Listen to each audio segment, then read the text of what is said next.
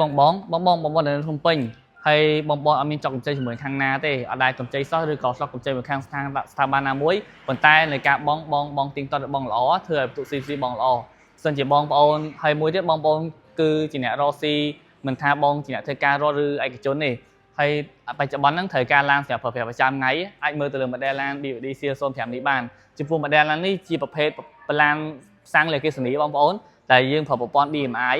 ហើយសម្រាប់ឡាននេះ100គីឡូបងចាក់សាំង 2 cc 2 13លីត្របងប្អូនសម្រាប់ការសាក់ថ្មម្ដងសាក់នៅផ្ទះចំណាយត្រឹមតែ6ទៅ7000រៀលទេជីបាន55គីឡូទៀតហើយសម្រាប់ឡាននេះយើងសរុបទាំងសាំងទាំងអគ្គិសនីទៅជីបានជាង2000គីឡូណាបងប្អូនចំពោះសាំងវិញចាក់បាន65លីត្រហើយបើសិនជាបងប្អូនត្រូវការសិក្សា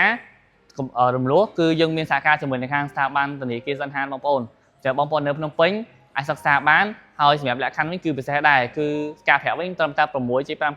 ឆ្នាំទេចំពោះរយៈពេលបងប្អូនអាចយកបានដល់រហូតទៅ7ឆ្នាំហើយសម្រាប់ការបងប្រចាំខែគឺតម្រូវឲ្យចូលរួមមុនចាប់ពី 20% ឡើងទៅនៃតម្លៃឡានសម្រាប់ឡាននេះគឺបងប្អូនចូលរួមត្រឹមតែ 4000 ឡើងទៅទេអញ្ចឹងសម្រាប់បងប្អូនចូលរួម 4000 ឡើងទៅគឺបងប្រចាំខែប្រហែលជា$250ជាងទេប៉ុន្តែបើសិនជាបងប្អូនមានលើស 4000 មានដល់ទៅ$10000ឬក៏ចូលរួម 50% បងប្អូនអាចធ្វើការយកឡាននេះទៅតែពិសេសទៀតគឺបងប្រចាំខែប្រហែលជា$150ជាងបងប្អូនសម្រាប់ឯកសារទូទៅជាមួយលក្ខខណ្ឌផ្សេងៗនិងសេវាផ្សេងៗបងប្អូនអាចទាក់ទងមកខ្ញុំផ្ទាល់បាននៅលើ Telegram ខាងលើអរគុណ